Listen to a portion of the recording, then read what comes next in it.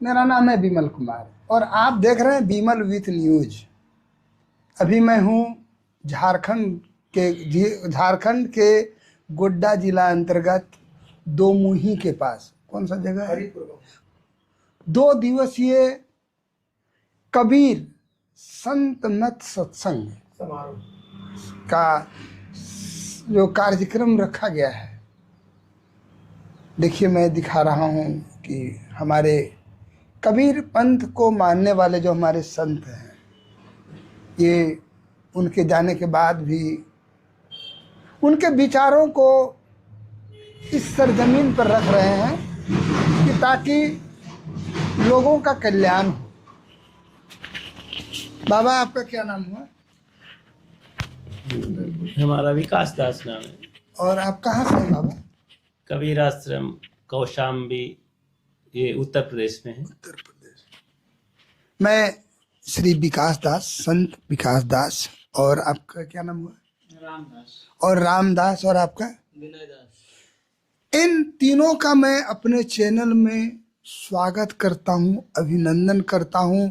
और आप लोग इतने दूर से चल के आए हैं, पूरा खींचेगा, आप लोग इतने दूर से चल के आए हैं, इसका मैं गोड्डा की धरती पर हार्दिक अभिनंदन करता हूं। लोगों ने संत मत बहुत सारे, मैं देख रहा हूं कि अभी लगातार धार्मिक कार्यक्रम का आयोजन हो रहा है। इसके पीछे क्या कारण है? बोलिए बोलिए। धार्मिक कार्यक्रम करने की बहुत बड़ी आवश्यकता है ही। कारण नहीं, कारण तो अज्ञान के प्रति है, दोष के प्रति है। ये कम ही है जितने कार्यक्रम हो रहे हैं, क्योंकि समाज में जो विषमताएं हैं, कुरीतियां हैं, दोष हैं, अंधविश्वास है, ये तो उसी प्रकार है।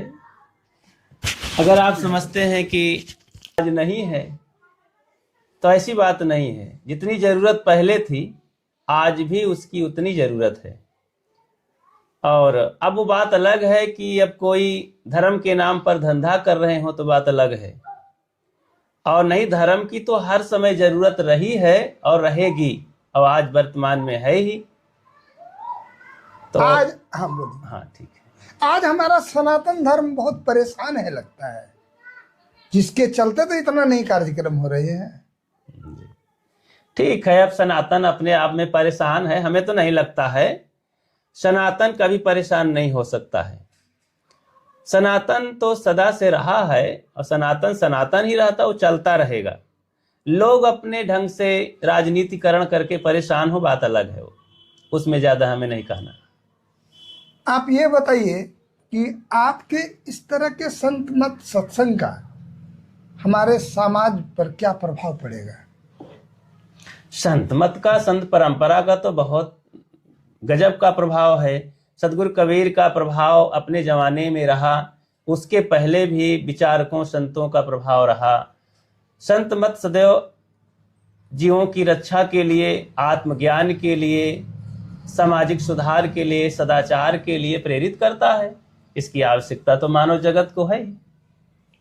आप ये बताइए कि सदगुरु महर्षि में ही परमहंस जी महाराज, उनके विचारों और कबीरदास के विचारों में क्या अंतर है?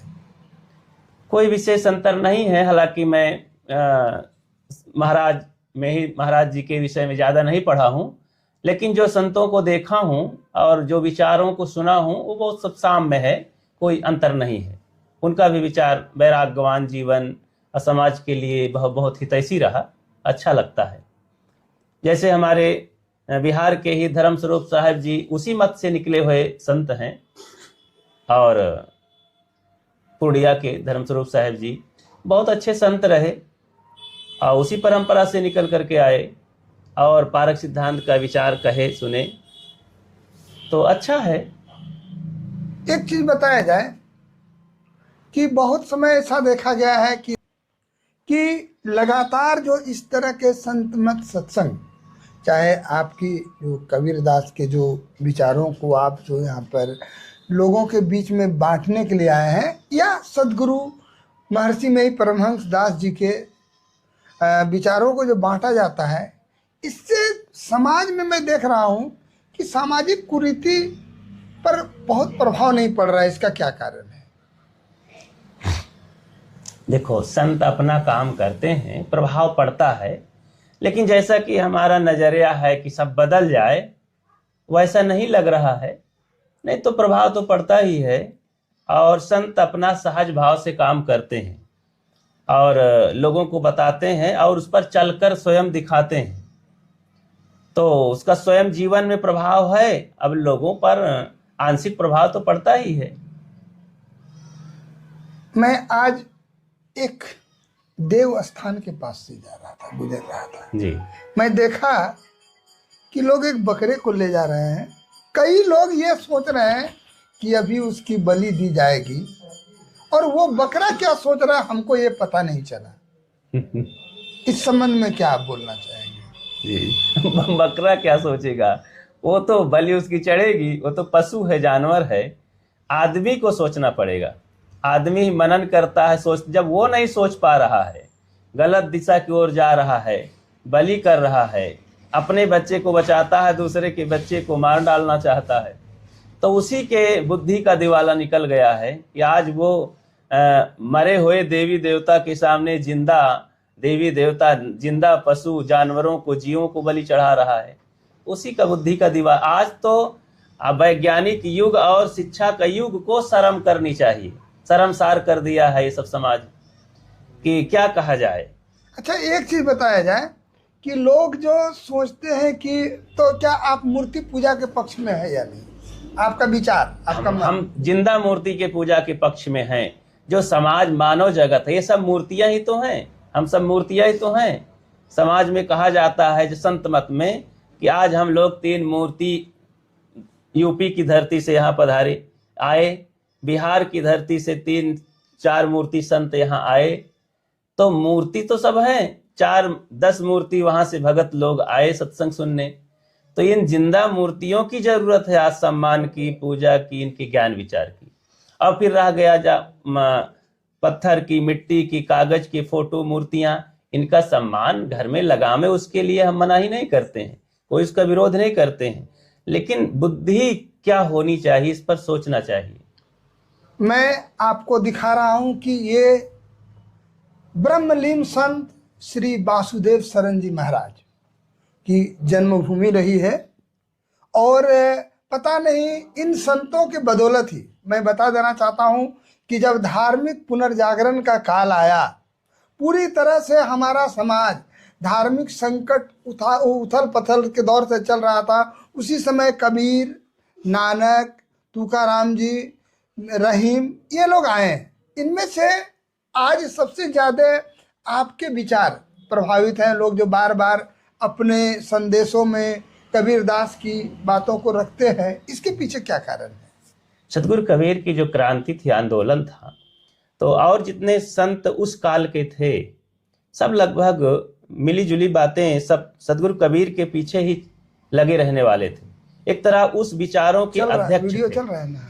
सदगुरु कबीर उस विचारधारा के अध्यक्ष थे, तरह देखा जाए तो। और सभी का विचार मिलता जुलता था, थोड़ा थोड़ा अंतर करके, क्योंकि सबका अपना व्यक्तित्व था। नानक हो, संत रविदास हो, तुकाराम जी हो, और कोई हो, ये महाराष्ट्रीयन संत हैं। और काशी के इर्द गिर्द में बहुत संत थे। तो सदगुरु कबीर एक आंदोलन, एक क्रांति किए थे, और वो अपनी जान को हथेली में रख करके लोगों को बता रहे थे, क्योंकि समाज में जो दुर्गति हो गई थी धर्म की, लोग शर्मसार कर दिए थे। धर्म के नाम पर इस दशा को देखकर सदगुरु कबीर रो पड़े, और फिर उनसे सहा नहीं गया, और उन्होंने लोगों से पूछा, ये धर्म कैसा है भाई रे, दुई जगदीश कहाँ ते आया? तो संतो पाणे निपुण कसाई, और बहुत सारी बातें कही।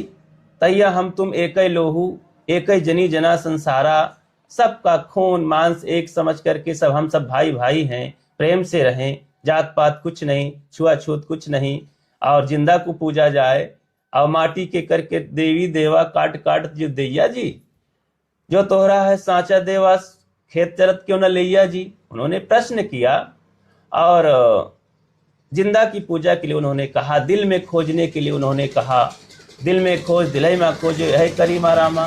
तो ये सारी बातें जो वैज्ञानिक हैं, जो धर्म की दिशा में एक तथ्य है, वास्तविकता है, आत्मबोध है, वो सदगुरु कबीर का बहुत व्यापक रहा और वो समाज में फैला द्रुत गति से।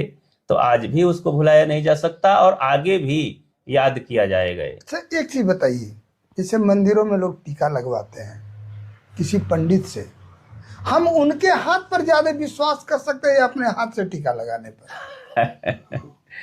तो वो दोनों विधि से टीका कोई जरूरी नहीं है। हाथ में सूत बांधना, टीका लगवा लाना लोगों का धंधा बन गया है। किसी न किसी भांति से आपको हैक करके, कैप्चर करके अपना उल्लू सीधा करना है, ये सब कुछ नहीं, धर्म कर्म नहीं है सब। क्या नाम बताया? संत विकास साहब, जो कि कौशाम्बी से चल करके, उत्तर प्रदेश से चल के आके कबीरदास के विचारों को आपके बीच बांटने के लिए आए। और इनके साथ और भी संत है, क्या नाम आप बताएं? और विनय दास, और आप क्या बताएं? संत श्री राम साहब। कल से यहाँ पर हरिपुर दोमुही के पास 2 दिवसीय कबीर संत मत सत्संग का आयोजन किया गया है।